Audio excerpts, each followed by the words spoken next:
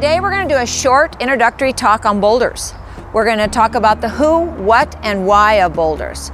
We'll talk a little bit about why use them, what options are available, what they're used for, and helpful hints on installation.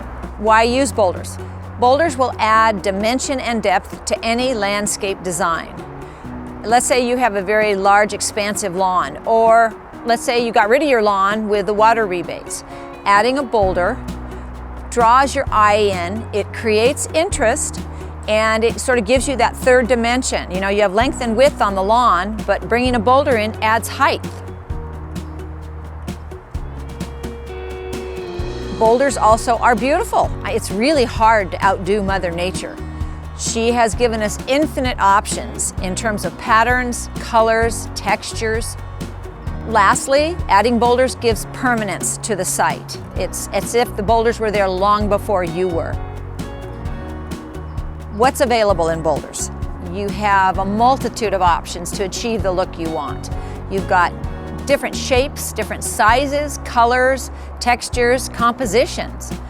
What can they be used for? Benches, you can put two long ones together for sort of an L-shaped bench. You can use the rounded top boulders in the garden for benches. You can use stools, again, some rounded top ones, put stools around the barbecue. You can use them for stepping stones in the garden, flat ones. You can use them for a dry stream bed. You can build a dry stream bed, or you can also use them for a water feature or a waterfall. And lastly, some people use one singular boulder as an art piece or sort of a focal point in your garden. Boulders really present us with endless options for increasing our interest in our landscape designs.